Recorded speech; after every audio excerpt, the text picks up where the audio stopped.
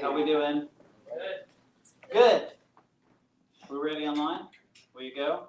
Great. Hi, my name is Kenneth. My pronouns are he and him. I am one of the curators of the St. Louis Poetry Center's Poetry at the Point reading series, along with McAllen. A little round of applause for McAllen. Tonight, I'm really excited to be with you to celebrate the poetry and life of Saara Myrene Raappana in conversation between Eric Doise, I pronounced that correctly? Doise. Where'd he go? Doise. And Andrea Scarpino. Few quick shout outs as usual, members of the St. Louis Poetry Center. Thank you for being members. You can become a member at the website, stlouispoetrycenter.org, or in the back. You can scan the QR code back there with Ezra and join us. You can set it and forget it by setting a monthly contribution. That's what I do. It's really fantastic. Big thanks to the, oh gosh, I asked and I always forget. The Missouri Arts Council, yes, and the Regional Arts Commission donate money to this program and our other programs every year, and we're very, very grateful to that. Thanks as always to the Focal Point, this lovely, small mom and pop run business that keeps the lights on for us. We're very grateful. We have some upcoming events we wanted to make sure you are aware of. The St. Louis Poetry Center Awards Ceremony is coming up Sunday, May 4th, also known as Star Wars Day, 5 p.m. at the High-Low. We're going to celebrate the Nash Contest and Hopkins High School Contest winners. We will also have, it will also be, no, that's a lie. Different event. Thursday, May 8th will be the Outside Literary Magazine's Issue 9 launch event. That will be at 6 p.m. at the High-Low. We will celebrate the launch of that issue. Outside Lit Mag, if you have not heard of it, is a student-run online and print magazine featuring the work of St. Louis public school, high school students. The event will include a reading and an art show of student work from the latest issue. Print magazines, handmade at Central Print, will be on sale for your purchase and support. Okay, housekeeping, bathrooms out this door, past that person who's wondering what's going on in here.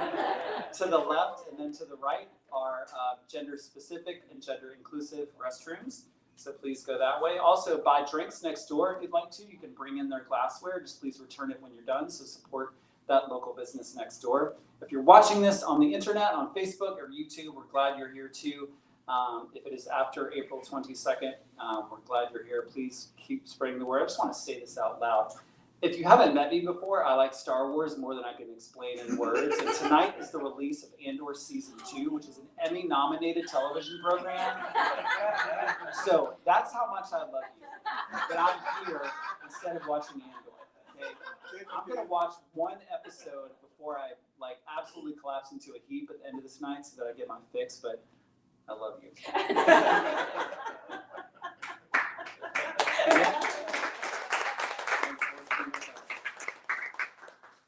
So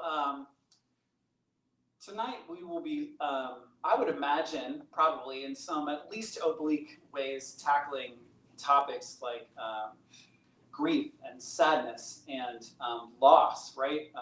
Because of the topic. And I myself am undergoing a personal crisis that deals with those issues that I'm not even ready to talk about. And because I'm not even ready to talk about it, I go to poetry, like a lot of us do. And I went to a book by a teacher of mine from undergrad named Erin Ballou, who you've probably maybe heard of before. She, I think her third book is called Black Box. And the title of the book is a metaphor for when something falls apart, we kind of look to see what happened. And sometimes it's such a complex thing to even examine what happened that it feels like searching for the black box of a plane crash, right? That data recorder that is lost somewhere in the ocean that we try and kind of decipher back through what has occurred. So at the end of this book, she has this kind of long series, sequence of poems called At the Red Dress I Will Wear to Your Wedding, which is really just cutting and kind of brutal and intense. And then she has this gorgeous last poem called At Last, which to me is this really fantastic encapsulation of something we can do and respond to related to grief and loss. So I'm going to read that to you. At last. In this story, no one dies, and no one's left living in a cardboard box, and the laughing owls that squat in the trees above your neighborhood still cackle to themselves nightly, a synchronized posse of mad women committed to the skeletal pines. In the end, what you loved moves to Brooklyn. That's recompense. It comes to you, impartial as the nanny's hand into her charge's honeycomb of fever.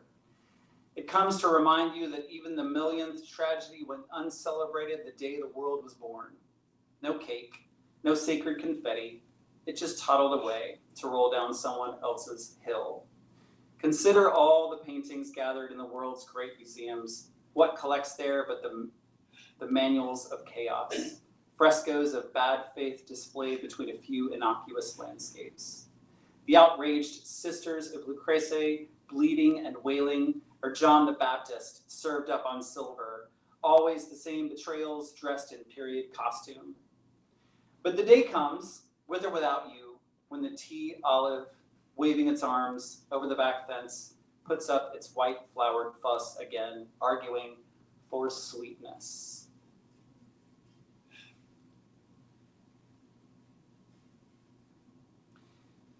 The first reader I'm going to bring up tonight is Eric. He's an associate professor of English at Southwest Minnesota State University. He's published articles and chapters in several academic journals and anthologies, including the Routledge Companion to Literature and Trauma. He earned his PhD from the University of Florida. Eric, please.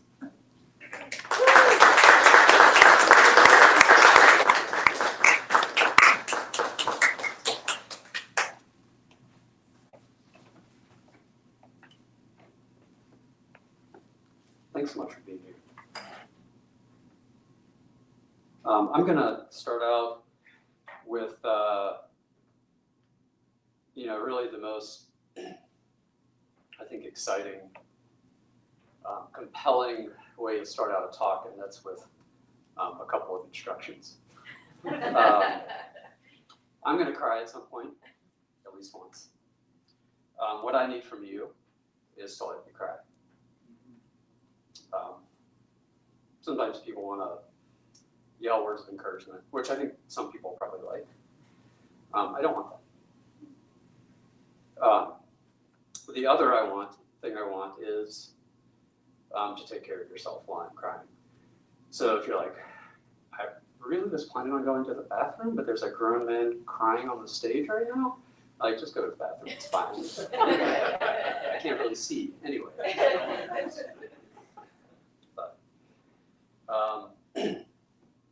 I'm going to start with a poem called Superman and Batman Sleepover. I like this one because it combines two of Sarah's big interests, which are comic books. I always loved it in grad school when comic book boys would like talk to Sarah and like try to educate her about comics, because I would watch her face and she was just smiling, waiting for them to shut up so she could tell them all the things that got wrong. I really like the ending of this one too. So, also, if you haven't read the book, there's a character in here named Kelly, and that's the speaker's cousin. The speaker is named Sarah throughout the book. A roof, night sky. We make ourselves stories. Kelly's homeworld lost to fire. Escape pod streaking past the stars. A crash. For me, the stars are unstrung pearls that ping through asphalt sky. Moon turns her face to see me. Then she dies. Something dark inside me puts on wings. Kel says that both our nighttimes are the same. Sky calling us to join its black expanse. Her hair billows its long red cape. She inches toward the edge. She says that kryptonite's a rock floating through space until it lands on Earth and turns into a hunk of neon gravity. I grip her arm in one hand and the chimney in the other. If we pretend enough, will razors buckle when Kel tries to cut her wrist? I mean, I wish invincibility on both of us. Skin as clean as space or wealth. Strong limbs that aren't beholden to the ground. But invincible isn't a word we get to choose, except in those moments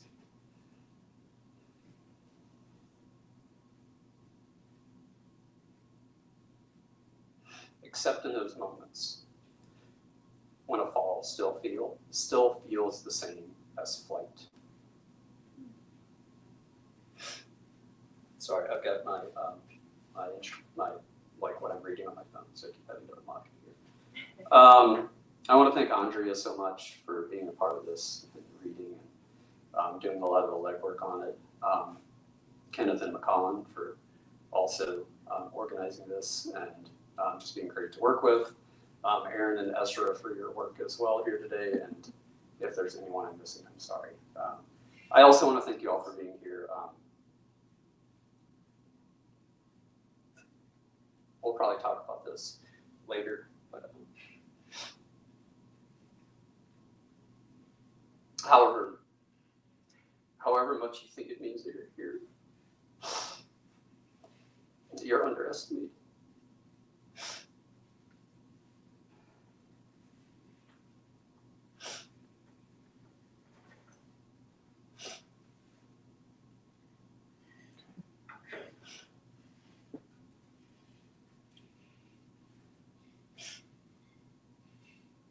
This next one is called Psalm with Pleather Teddy Bears. And it takes place in Anshu, Guizhou, which is a town in southwest Minnesota, where Sarah and I lived for 2 years. And I think that's all you need to know. Okay. Sounds a little bitchy, doesn't it? That's all you need to know.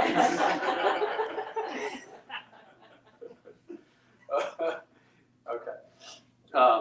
At first, I noticed not Jing at her soup stall, but her shoes, purple, toes tipped with pleather teddy bears. She lifts her ladle full of hogskin curls and hen-foot broth. She points and says, "My hair is yellow as the sunshine in America." She says, "Transformers, Madonna, Beyonce, Titanic." She says, "American girls are all in love with love. American girls are all in sex with sex." She taps her muddy gym shoe bears. We both laugh a bit hysterically. In Florida once, this crypto hobo hipster took me dumpstering and, sorting rotten fruit from good, told a parable that down there, all women are the same shade of America. I laughed again. I laughed politely. I feel terrible enough to reach into the earth straight to America and pull him through. Today, my mom Skyped in to say that Kelly died. A razor blade, risperidone. As kids, we played Columbus. She'd stand up tall, naked, wearing bubbles, and yell, "This bathtub is America." Jing hands her baby off to me. She wants a picture for her mama in Shanghai who, wearing coveralls, paints yellow hair on novelty angels for America. When I sleep, I see vixen eyes that leap like sparklers into ditches.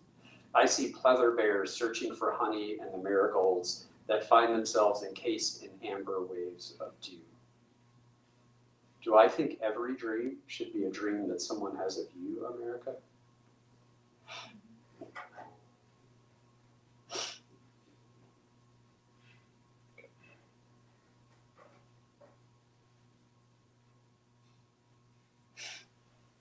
This one's called All I Know of White. We're back in the US for this one. All I know of white, I learned from my mother when she dyed my communion dress green.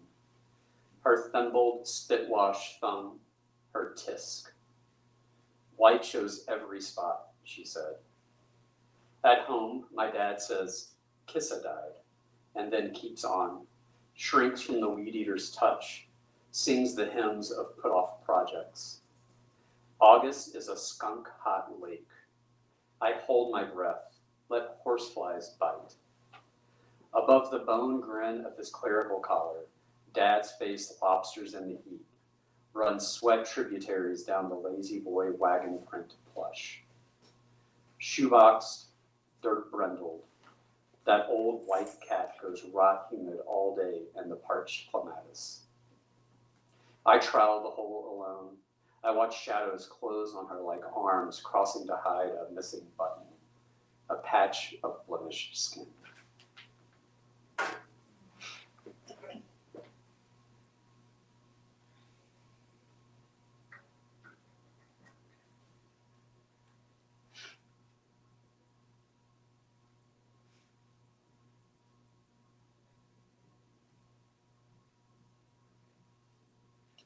I've got a couple more for you. Before I forget, there are, I do have books for sale. There's this one, and then also a combination, it's a poetry chapbook, but also an art book that Sarah and another Peace Corps volunteer that we worked with put together.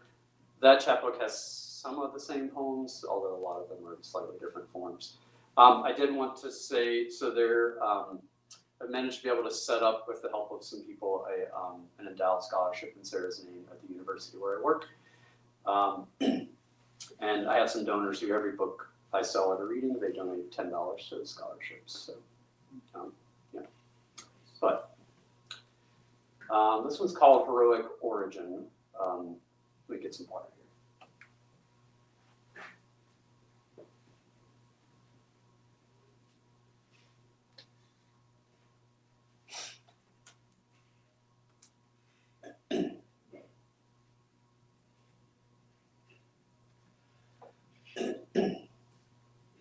There is a little bit of animal violence in this one. It's not super graphic, but I say that because that was like the one thing when we were watching movies or TVs that I just had to be like, look away, close your ear. Like that was the one thing that Sarah couldn't handle.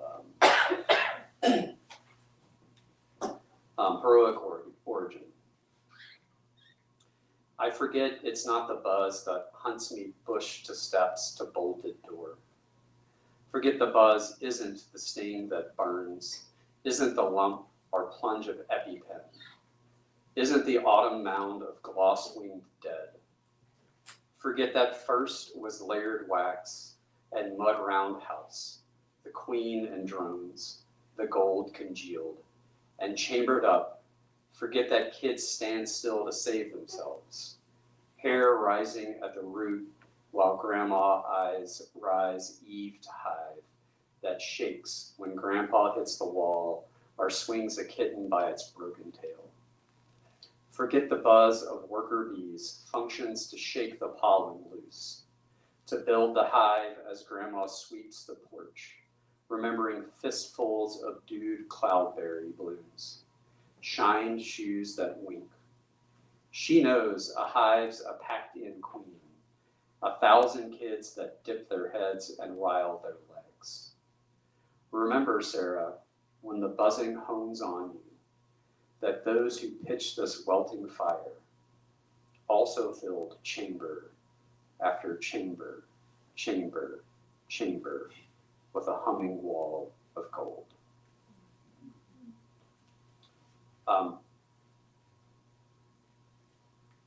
Sarah would get into like these really like deep research holes. In part because she was excited about it, and also we later found out she had ADHD, and so every once in a while I'd come home from work and she would just I'd walk in and it wouldn't even be a hey, it would just be, hey, did you know? And blah blah blah. And so one day when she was researching for this, she's like, hey, did you know that worker bees, like when I think it's when winter comes, they just drag them out of the hive and they're fighting because the worker bees know they die. They die outside the hive. They just drag them out. I watched a YouTube video. It's really badass. And she's just like telling me all these like, you know, like, yeah, the women, they're just like, we don't have use for you anymore, dude. Sorry, you're done. We don't want to support you when you're not doing anything for us. I'm not advising murder, but the principle I think is fair. Like, if you're not doing anything for us, why are we supporting you? And then this is the last one that I'll read. It's called In the Women's Hospital. It takes place in Chengdu, which is the capital of Sichuan. I think every reading I've done, I've finished with this poem. And I'm not sorry that I get upset, but it always comes at like the punchline of the poem, and then I'm always like, I ruined the punchline again. Like, I wish I could cry before. And then, this is one of the poems that really seemed really important to me after her death, and I wasn't really sure why. I mean, I always liked it, but I wasn't really sure why. And I think my working theory here is that the last couple lines, I think, really perfectly describe community. And I don't know what I would have done without community, both near and far, including Zach and Andrea. And thank you here for being here in community with me today.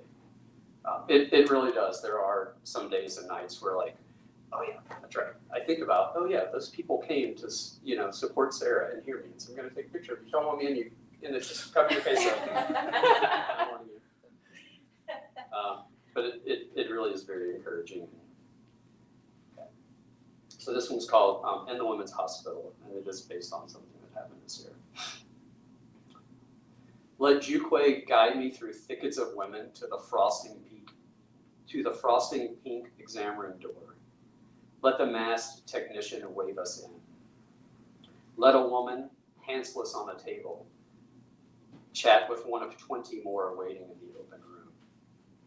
Let them joke, clean their nails, pass sunflower seeds without looking the way lovers or sisters do. Let Juque demand, in the name of my Americanness, a privacy screen.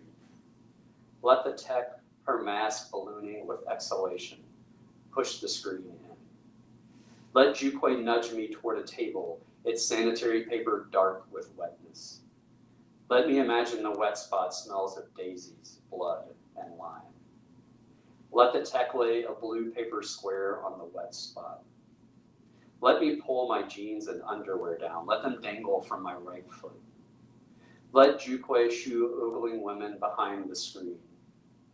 Let me position my butt on the paper square. Let the tech wave her ultrasound wand. Let Juque shoo the women back again. Let the tech gesture toward the computer screen, my ovary dark with life. Let someone behind the curtain say a word I understand. Mandarin for open. Let me feel all that kaifeng applied to US women insinuates. Let me recall watching Rose say, "Put your hands on me, Jack," in a sold-out Chengdu theater.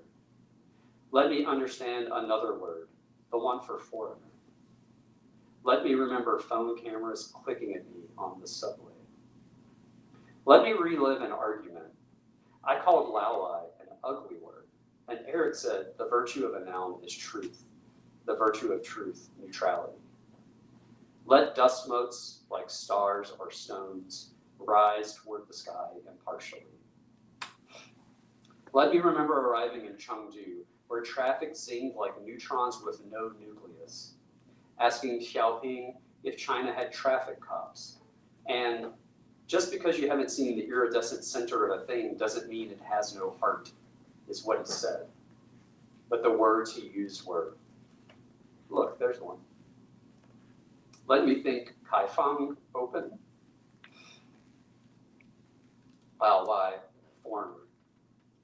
Let me see 4 hearts of light rising.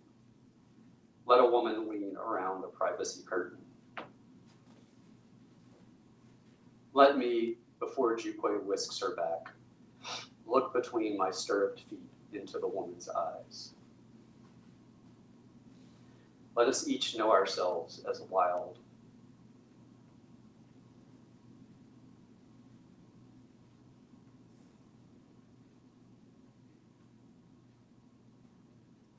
I ruined the punchline. Not ruined. Let us each know ourselves as wild, spinning universes. Let us each feel tethered to a single center, dizzy. Thank you.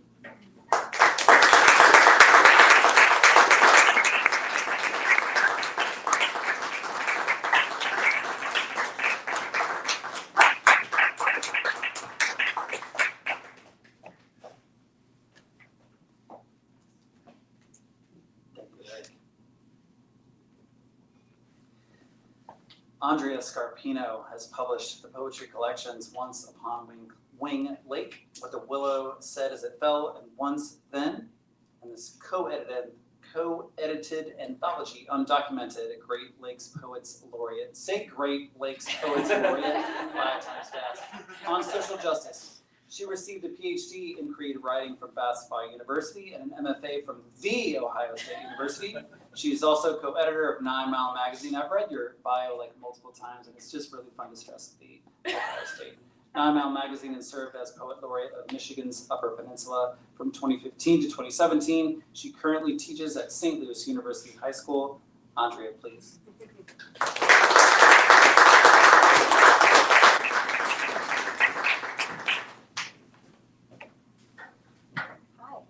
Thanks for being here, everybody. It's so nice to see your faces. So thank you so much for being here. Thank you for Eric for being here. I said earlier I would prefer to be reading with Saara, but you do okay, Eric. I think many of you know Saara was a dear friend of mine. She was not the first person I met in the UP when I got to the UP, but I feel like she was the first, Michigan's Upper Peninsula. I felt like she was the first person I met there who just like embodied so much of what I loved there, the beauty, she just like welcomed me. I feel like the first moment I met Saara, I felt seen. And I think that's something that we all want in this world, right? To have people just see us. And she just saw me, and it was so beautiful. And I felt like I could just see her. So I'm going to read some of her poems, and I'm going to read a few that I've written after her or for her as well. So in this book, there is a whole series of poems that are called When I Say Heart. And they are meditations, riffs on different ways that hearts turn up in our world, the physical heart, but also kind of metaphorical hearts. So this first one is, I think, the first When I Say Heart poem, second When I Say Heart poem in her collection. When I say heart, I mean that in 10th grade, when Mr. Barry ordered bovine hearts for Bio 1 dissection, they arrived sliced open, unrolled flat, because he hadn't checked the box that specified he wanted hearts to study, not to eat. That's how I learned the heart pressed flat is meat.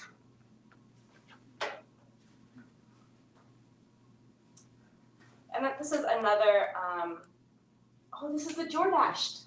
We were talking about this earlier. This is another When I Say Heart poem. When I say heart, I mean that to dissect the organs Mr. Barry handed out, Kelly and I ticked back and forth between the cow's limp heart and bio textbook diagrams.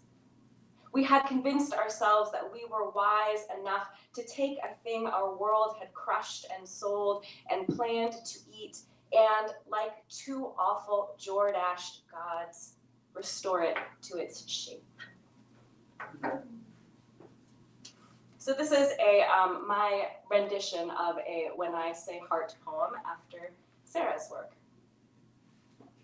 When I say heart, I mean the tender folded place inside my chest that misses you.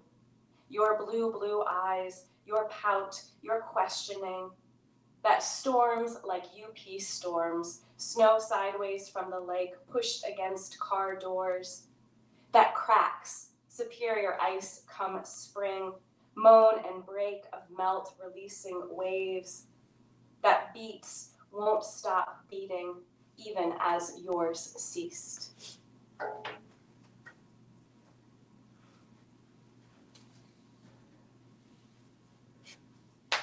So Saara, we were talking about this a little earlier, Eric and I. She was wicked, wicked smart. Also gorgeous, but not to be weird, but gorgeous. But the thing I loved about her smartness that I was saying to Eric was she never made you feel dumb. Like she was really, really smart and didn't show it off and didn't, unless apparently comic book boys were being obnoxious, just didn't hold it over your head. So you always felt like you had a place with her, right? So you could kind of see her smartness and you knew how smart she was, but also you felt like you could keep up, right? And I think that's a beautiful thing. And I think you see that in her poetry. It is really hard, challenging poetry. I tell people when I give them her book that it's hard. You can't read it one time and get it, right? Because she was so smart that it's just a little bit hard to parse sometimes. So this is a poem that Actually, I'm going to do this one. This is a poem that I really love. It's called After the Funeral, Aunt Sally Tells a Story We've Never Heard Before. And I hope you will buy a book afterwards, because this is one, many of them, that reward multiple readings. She says the sheets hung out, shook like hung sheets, and that the gun set out lay quiet as a gun. My grandpa drank of gin fifth in the heat, and Sally, just turned 10, hummed every single song she knew. A sheet exists to fold and fold again, a wife to fold her children to herself, and gin to fold a man until he's no real man. My grandpa slid his pistol off the shelf and tipped its open mouth against my granny's mouth. Her lips, pressed tight together, looked as red and heavy as a movie kiss. When Grandpa finally passed out, Sal prayed the sheets would shield them while they fled. The smoke Aunt Sally smokes today is closing on the bone, and larks like larks call out a song that fans like something clean and light across Gran's marker stone. Not one of us will speak of this again.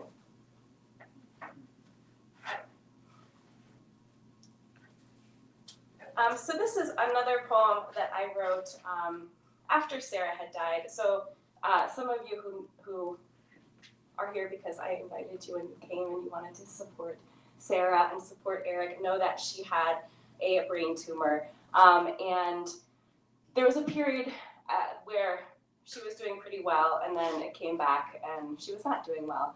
And it was just devastating, as you can imagine. But in the period where she had been doing a little bit better, she and I made a lot of plans about what we were going to do in the future. And so obviously those plans didn't come to fruition. And this is called Meditation on a Broken Promise. I promised my friend I'd plan her 80th birthday. Before her tumor grew back, she wanted 30 years, and I said, no problem. I said I'd bake her cake and we'd eat licorice jelly beans, steaming plates of Chinese food. I promised badass poets. I promised we'd dye our wigs pink and laugh so hard tears would roll down our cheeks. A promise like a handshake, legal contract. The tumor grew back stronger than even her magic. Weeks, she texted. How the fuck do I deal with that?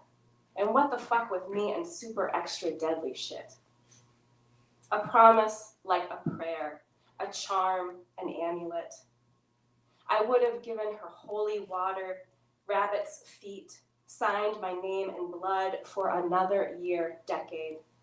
A promise like a lie, a waking dream. Like crumpled paper, the sound of fire catching.